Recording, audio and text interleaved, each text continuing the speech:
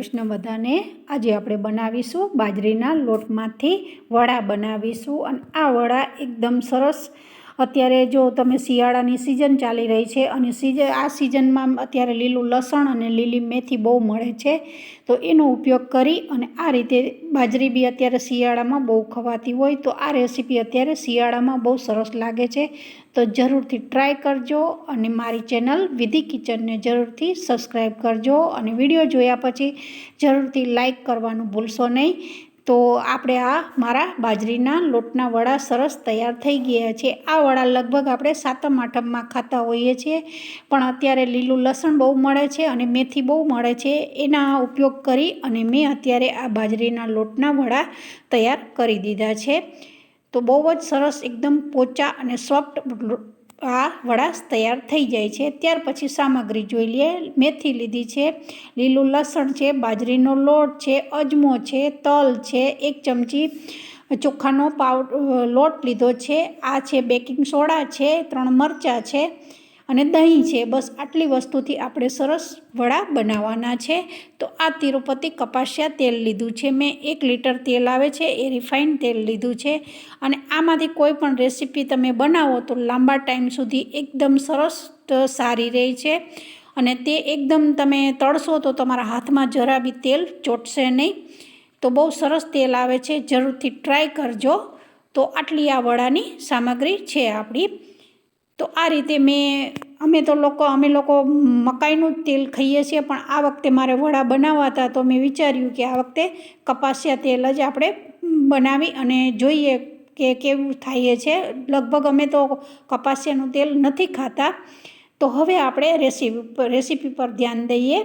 તો પહેલાં મેં અડધી ચમચી તેલ નાખ્યું છે, ત્યાર પછી ગોળ નાખ્યો છે અને આ બેકિંગ સોડા છે।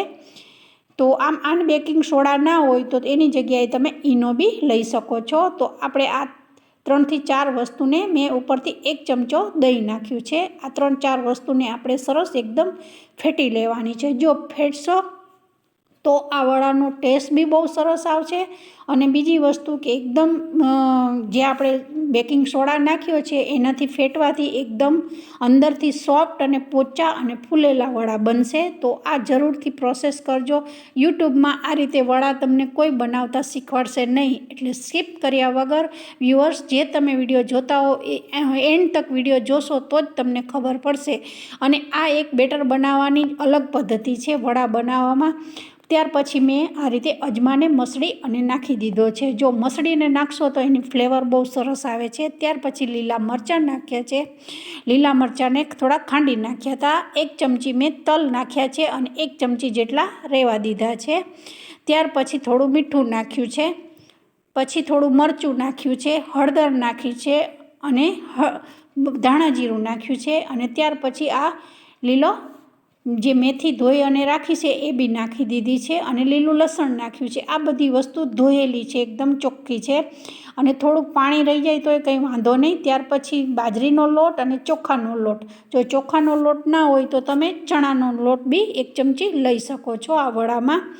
તો હવે આપણે જે બેટર એકદમ ફેટીને રાખ્યું છે એમાં આપણે લોટ બાંધી દેવાનો છે અને આ મેં દહીં 1 વાટકી લીધું હતું, એની જગ્યાએ મારે અડધી વાટકી દહીં ગયું છે। તો હવે આપણે એ જે બેટર બનાવ્યું હતું એમાંથી સરસ આપણે લોટ બાંધી દેવાનો છે અને થોડુંક હાથની હથેળીથી સરસ મસળી અને આ રીતે આપણે રોટલીનો લોટ બાંધતા હોય બસ એવી રીતે લોટને તૈયાર કરી દેવાનો છે। કારણ કે એકદમ સરસ ફેટેલું છે તો આપણો જે વડા બનશે ને એ એકદમ સોફ્ટ, પોચા અને એકદમ ફૂલેલા બનશે સરસ।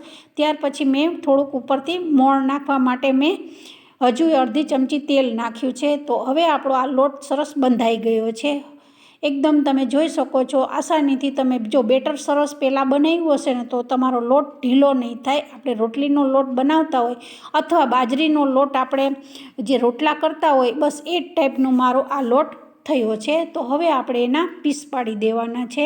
જો આ રીતે પીસ પાડશો તો સરસ એકદમ વડાનો આકાર આપી દેવાનો છે। આપણે જેવી રીતે પેંડા બનાવતા હોય બસ એ રીતનો આપણે સરસ આકાર આપી દેવાનો છે। બહુ જાડા નથી રાખવાના, જો જાડા રાખશો વડા તો અંદરથી કાચા રહેશે। તો આ રીતે માપ રાખવાનો તમારે, બહુ જાડોય નહીં અને બહુ પતલાય નહીં.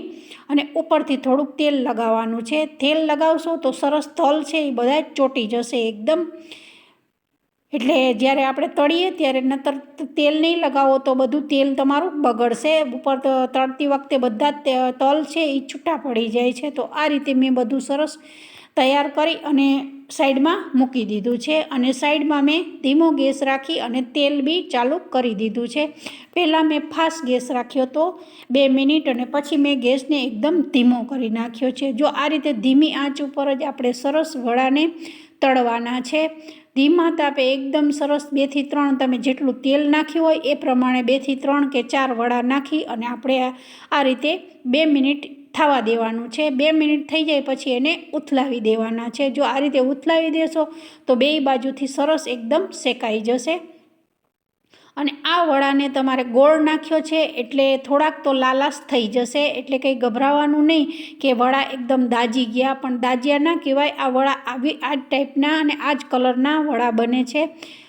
તો હવે આ લગભગ મેં 3 થી 4 વડા નાખ્યા હતા તો એ સરસ તળાઈ ગયા છે. અને અત્યારે તો પોચા છે, પણ જ્યારે એકદમ ઠંડા થશે એટલે ઉપરથી એકદમ કડક અને અંદરથી એકદમ સોફ્ટ અને મુલાયમ બને છે. તો આ રીતે સરસ મારા વડા કમ્પ્લીટ તૈયાર થઈ ગયા છે. જો તમે ક્યાંય પ્રવાસમાં જતા હો અથવા ક્યાંય 2-3 દિવસ માટે બહાર જતા હો તો આગલા દિવસે આ રીતે વડા બનાવી અને તમે મૂકી દો તો આ વડા લગભગ 3-5 દિવસ સુધી એકદમ સારા રહે છે. અને તિરુપતિ કપાસિયા તેલમાંથી બનાવશો તો એ લાંબા ટાઈમ સુધી કોઈ પણ રેસીપી સારી રહે છે. તો આવી રીતે ડબ્બામાં તમે પેક કરીને બી વડા તમે ગમે ત્યાં બહાર જતા હો ત્યાં લઈ જઈ શકો. તો આ રીતે મેં સરસ વડા કમ્પ્લીટ તૈયાર કરી દીધા છે. અને એકદમ સરસ એકદમ રીત બી વડાની મેં અલગ રીતે જ તમને બતાવી છે. તો આ રીતે મારા રેસીપી કમ્પ્લીટ તૈયાર થઈ ગઈ છે. તો વિડીયો પસંદ આવે તો લાઇક, શેર ઓર સબસ્ક્રાઈબ કરજો. અને ન્યૂ સબસ્ક્રાઈબરો હજુ સુધી તમે ચેનલ જોયા પછી મારી ચેનલને સબસ્ક્રાઈબ ના કરી હોય તો જરૂરથી સબસ્ક્રાઈબ કરી દેજો.